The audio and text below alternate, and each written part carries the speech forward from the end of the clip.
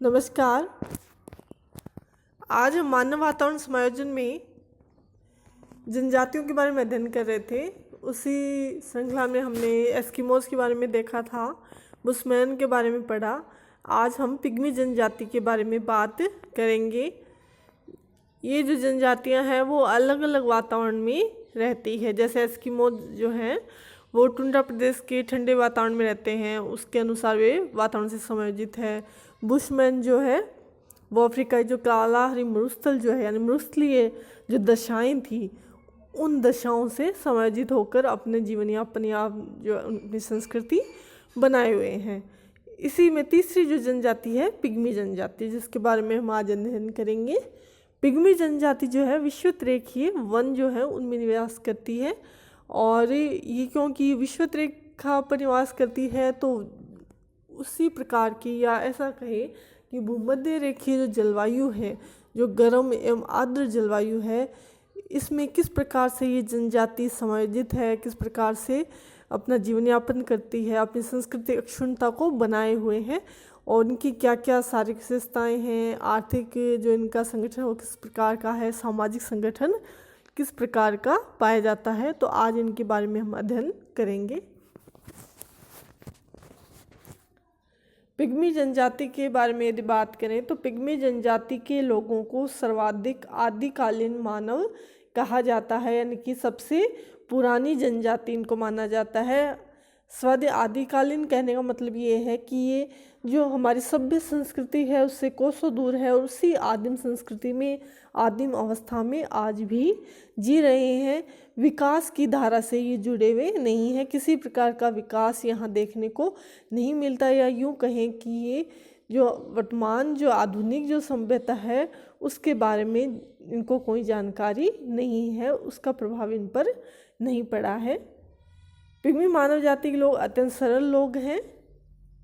इनका जो मुख्य वर्ग है वो उष्णकटिबंधीय अफ्रीका में निवास करता है, यानी कि उष्णकटिबंधीय क्षेत्रों में पाए जाते हैं। और मुख्य रूप से कौन से महाद्वीप में वितरित है? ये अफ्रीका महाद्वीप में वितरित है।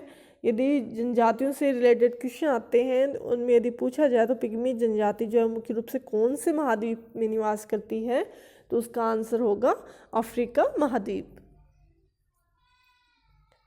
अगला है इनका निवास क्षेत्र कि ये जिस निवास क्षेत्र में रहते हैं कौन कौन से दशाएं वहाँ पाई जाती है, किन राज्यों में इनका निवास है। मुख्य रूप से पिग्मी जाति के लोगों का जो निवास क्षेत्र है अफ्रीका महाद्वीप के कांगो गणराज्य के भूभाग में है, तथा जो पश्चिम वर्ग के पिग्मी हैं जिनको बोंगो के नाम से जाना जाता है वे गैबोन में निवास करते हैं। तो अफ्रीका के जो स्टेट्स हैं, जो देश हैं, जो कंट्रीज़ हैं, उनमें अलग अलग कंट्रीज़ में निवास करते हैं, और अलग अलग कंट्रीज़ में अलग अलग देशों में इनको अलग अलग नामों से जाना जाता है। लेकिन मुख्य रूप से इनका जो क्षेत्र है वो है कांगो गणराज्य, जो कि अफ्रीका महाद्वीप के मध्य में ही है ये। और जो इसमें पश्चिम वर्ग के जो पिग्मी हैं उनको बोंगो के नाम से जाना जाता है, और ये गैबोन में निवास करते हैं। और अफ्रीका महाद्वीप के जो पूर्वी जो पिग्मी हैं उनको मबूती के नाम से जाना जाता है, जो जायरे के इतुरी वन प्रदेश जो है वो उसमें निवास करते हैं। और जो कांगो नदी है उसके दक्षिण में दलदली क्षेत्र में जो पिग्मी पाए जाते हैं उनको बतवा कहा जाता है। तो इस प्रकार हम देखते हैं कि पिग्मी जो जनजाति है उनको जिस अलग अलग क्षेत्रों में अलग अलग नामों से जाना जाता है। जैसे कांगो नदी के दक्षिण में इनको बतवा कहा जाता है, और जो अफ्रीका महाद्वीप पूर्व में जो पिग्मी है उनको मबूती कहा जाता है, या कहा जाए कि जायरे की जो पिग्मी है उनको मबूती कहा जाता है। कांगो जो गणराज्य में इसमें इनको पिग्मी के नाम से जाना जाता है, और जो गैबोन में जो पिग्मी निवास करते हैं उनको बोंगो के नाम से जाना जाता है। यानी अलग अलग प्रदेशों में इनको अलग अलग नामों से जाना जाता है। तो ये क्वेश्चन भी है जिसकी दृष्टि से इम्पोर्टेंट है, कई बार इनके जो है नाम पूछ ले जाते हैं कि इन्हें अलग अलग क्षेत्रों में किन नामों से जाना जाता है। अफ्रीका के अलावा जो अमेजन बेसिन का रेडिनेंस है और श्रीलंका के वेदा, न्यू गिनी की जो पापुआन हैं, इन जनजातियों को भी पिग्मी के सदस्य मानकर निग्रोटी जाति से इनका संबंध बताया जाता है। इस स्लाइड में अब आपको मैप दिखाई दे रहा है। ये अफ्रीका महाद्वीप का मैप है, जिसमें कि जो हरे रंग से जो दिखाया गया है वो पिग्मी लोगों का निवास क्षेत्र है, जो कि लगभग मध्य में है। कांगो है, गिनी, जायरे, ये जो प्रदेश इसमें, जो देश इसमें दिखाए गए हैं, इसमें पिग्मी जनजाति के लोग निवास करते हैं। इस स्लाइड में आपको पिग्मी लोगों का जो निवास क्षेत्र दिखाया गया है, जिसमें जो कैमरून, इधर कांगो पीपुल्स रिपब्लिक जिसकी हम बात कर रहे थे, कांगो गणराज्य की, उसके उधर है गैबोन, जहाँ पे इनको बिंगा के नाम से जाना जाता है। कांगो में इनको तवा के नाम से भी जाना जाता है। फिर ये जायरे में कांगो नदी दिखाई गई है, और कांगो नदी के समीप में इतुरी वन दिखाए गए हैं, जहाँ पे इनको मबूती के नाम से जाना जाता है। कीनिया, इथोपिया, सूडान का कुछ भाग है, मध्य अफ्रीकी गणतंत्र, यानी ये जो देश है, इनमें अफ्रीका के इन देशों में ये जनजाति निवास करती है, और ये लगभग विषुवतरेखीय प्रदेश जो है उसका आसपास का क्षेत्र है। अब बात करते हैं कि जहाँ पर ये जनजाति निवास करती है वहाँ की वातावरणीय दशाएं किस प्रकार की है, जलवायु दशाएं किस प्रकार की है। पिग्मी लोगों की निवास क्षेत्र की जलवायु है वो बहुत ही गर्म है, उष्ण है एवं आर्द्र है। यानी उष्ण है यानी तापमान बहुत ज़्यादा है, लेकिन साथ में क्या है, आर्द्र भी है। आर्द्र का मतलब ये है कि यहाँ पे वर्षा बहुत अधिक होती है। यहाँ तापमान वर्ष भर 26 से 30 डिग्री सेल्सियस तक रहता है। यहाँ तापमान बहुत अधिक पाए जाते हैं, और लगभग 30 डिग्री सेल्सियस तक तापमान यहाँ पर पाया जाता है। यहाँ वर्षा भी बहुत अधिक होती है। यदि वर्षा का वार्षिक औसत देखें तो लगभग 250 सेंटीमीटर वर्षा होती है, और इसके अलावा यहाँ रोजाना वर्षा होती है, या कह सकते हैं कि 12 महीने यहाँ पे वर्षा होती है। उसकी वजह ये है कि ये जो क्षेत्र है वो विषुवतरेखीय प्रदेश है, और विषुवतरेखीय प्रदेश में तापमान अधिक होने की वजह से वो सवहनीय वर्षा होती है, जो कि प्रत्येक दिन होती है, हर रोज होती है। यही कारण है कि यहाँ पे आर्द्रता अधिक पाई जाती है। यहाँ पे सघन, लंबे एवं घने वन पाए जाते हैं। इसकी वजह ये है कि यहाँ पे तापमान अधिक है, और प्लस यहाँ पे आर्द्रता अधिक है, यानी कि वर्षा अधिक है। और वनस्पति के विकास के लिए तापमान भी अधिक चाहिए होता है, और पानी की आवश्यकता होती है, जो दोनों ही दशाएं अपने आदर्श रूप में यहाँ पे पाई जाती हैं। तो इसी वजह से यहाँ पे वन जो है बहुत ही सघन है। कई जगह इतने सघन वन हैं कि वहाँ पर उन इतने हाइट ले रखी है, वो इतने ऊंचे वन हैं, पेड़ इतने ऊंचे चले गए हैं कि जिसकी वजह से जो सूर्य की किरणें हैं वो धरातल पर नहीं पहुँच पाती। काफ़ी लंबे पेड़ हैं, घने भी हैं। तो इस प्रकार की दशाएं हैं जो कि जीवन यापन के लिए काफ़ी कठिन दशाएं हैं, कि सूर्य की किरणें यानी सूर्य का प्रकाश जो है वो उस धरातल पर नहीं पहुंच पा रहा है। इतने घने सघन वन पाए जाते हैं यहाँ पर।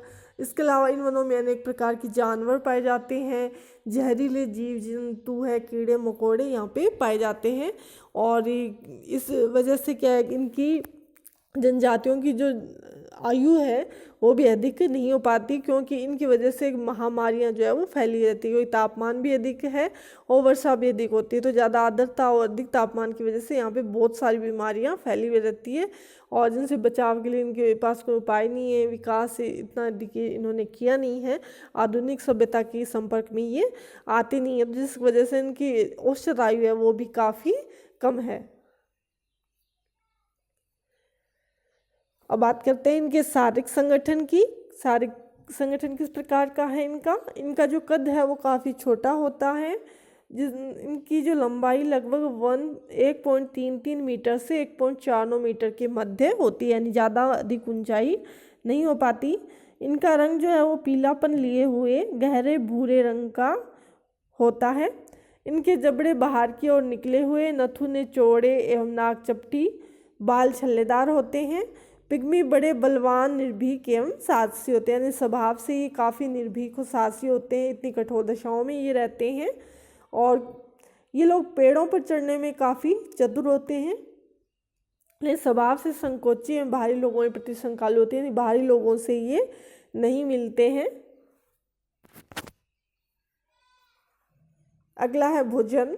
पिग्मी लोगों का जो भोजन है जंगली फल, कंदमूल, शहद एवं शिकार किए गए पशु के मांस तक सीमित है। तो इनका जो भोजन है, कृषि कार्य करते नहीं है, स्थायी रूप से ये रहते नहीं है, इस प्रकार का इनको जानकारी भी नहीं है। तो ये मात्र आदिकालीन जो अर्थव्यवस्था पर डिपेंड है, जैसे कि शिकार करना, आखेट, या फिर जो है जिन्हें हम कहते हैं वस्तुओं का एकत्रीकरण करना, तो फलों का, कंदमूलों का एकत्रीकरण करना, इन्हीं के माध्यम से ये अपना जीवन निर्वाह है करते हैं। इसके अलावा जो पास की नदियाँ हैं उनमें ये मछलियाँ भी पकड़ते हैं, और ये दीमक, चींटियाँ, गुबरैल एवं मधुमक्खियों को भी खा जाते हैं। केले एवं कसावा भी इन्हें बेहद पसंद है, और एक पिग्मी एक बार में 50 से 60 तक केले खा जाता है। यानी कि ये जो है फल भी खाते हैं, फल में इन्हें केले ज़्यादा पसंद है, और केले खाने की इनकी क्षमता भी काफ़ी अधिक है। खाद्य पदार्थ को हरे बांस की नलिकाओं में पकाया जाता है। ज़्यादातर जो ये आखेट से जो मांस प्राप्त करते हैं उसे कच्चा ही खाते हैं, लेकिन यदि उसको पकाते हैं तो बांस की जो हरी नलिकाएं होती हैं उनमें रख के उसको पकाया भी जाता है।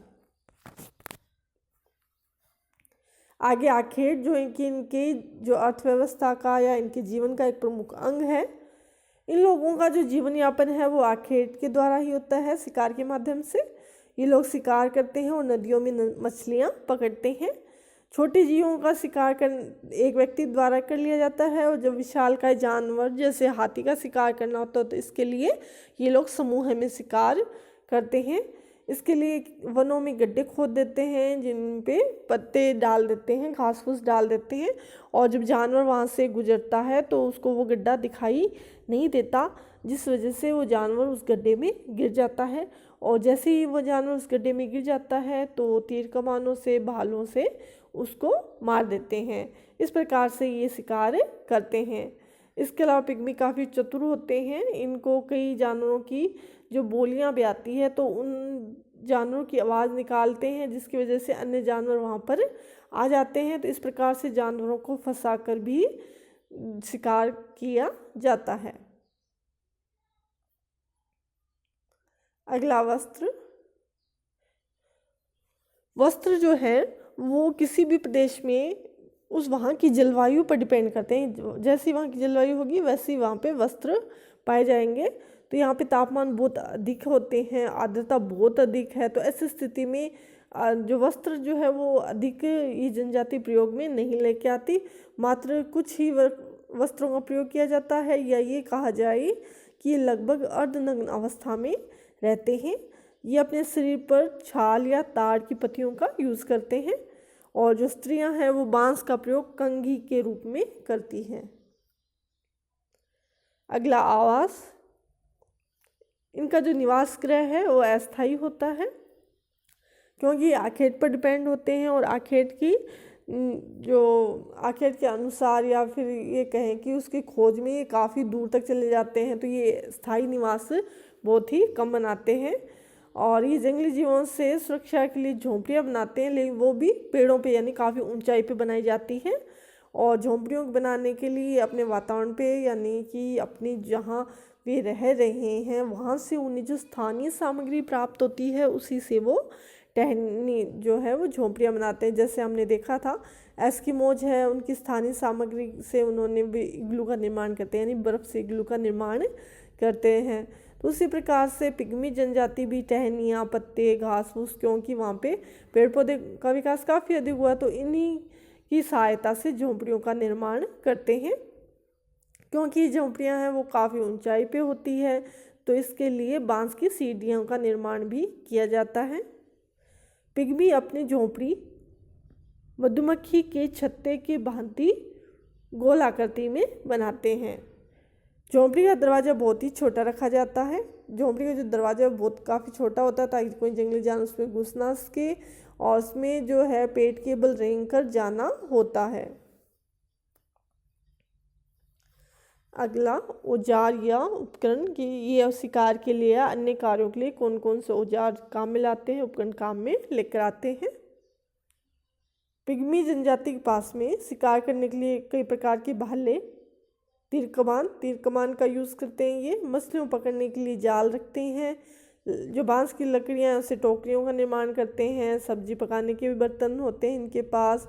जल भरने के लिए सूखी तुम्बियों का काम में लेते हैं, और भूमि खोदने के लिए बेंत की छड़ी आदि प्रमुख उपकरण इनके, यानी काफ़ी सरल और काफ़ी जो अपनी वहाँ की जो स्थानीय जो आवश्यकता है, जो स्थानीय इनको सामग्री है, उसी के अनुसार इनके उपकरण भी विकसित है।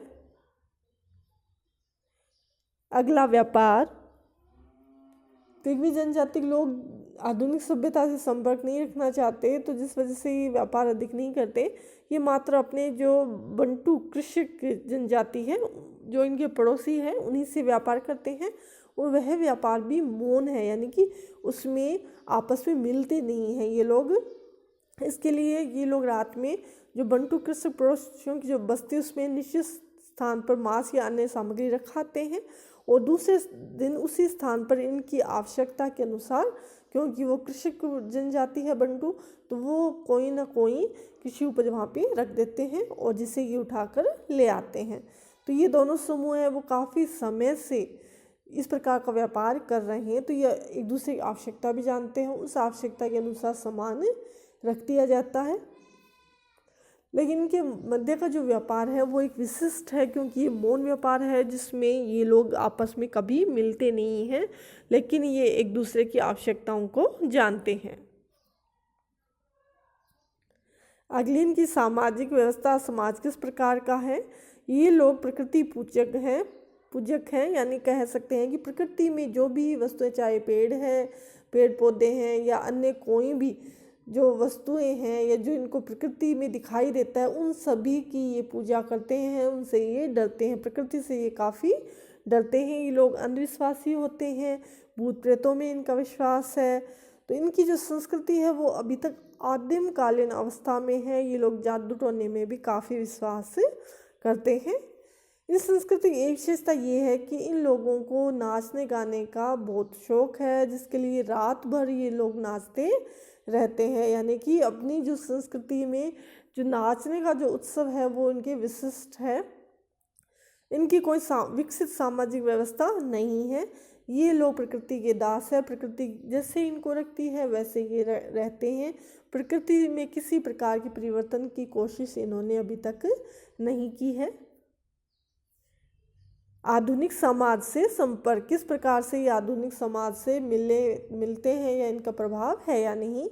पिग्मी जनजाति के लोग जो है वो स्वभाव से काफ़ी संकालु है, संदेह की प्रवृत्ति है इनकी। तो ये बाहरी लोगों के प्रति संदेह रहता है इनको, जिसकी वजह से बाहरी लोगों के संपर्क में नहीं आते, बल्कि वनों में, गहरे वनों में भाग जाते हैं। और ये केवल अपने पड़ोसी बंटुओं से व्यापार करते हैं, बंटू कृषकों से, लेकिन वह व्यापार भी मौन होता है। यानी कि ये लोग उन लोगों से भी आपस में मिलते नहीं, एक दूसरे से फेस टू फेस मिलते नहीं हैं, मात्र सामान का ही आदान प्रदान किया जाता है। ये लोग सभ्य लोगों से संपर्क नहीं बढ़ाना चाहते।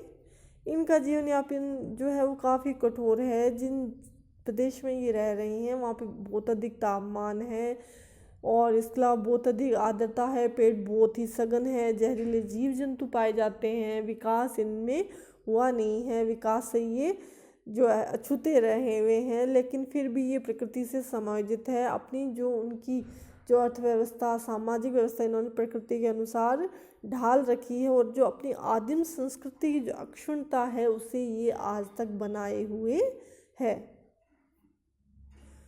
इस प्रकार हमने आज पिग्मी जनजाति के बारे में हमने देखा कि पिग्मी जनजाति किन क्षेत्रों में निवास करती है, कौन से महाद्वीप में निवास करती है, अफ्रीका महाद्वीप में, और वहाँ जिन दशाओं में किस प्रकार की जलवायु दशाएं वहाँ की है, इनकी जो आखेट की जो व्यवस्था है वो किस प्रकार की है, इनकी सामाजिक दशा किस प्रकार की है, किन अवस्थाओं में ये रह रहे हैं, इनके बारे में हमने आज अध्ययन किया। धन्यवाद।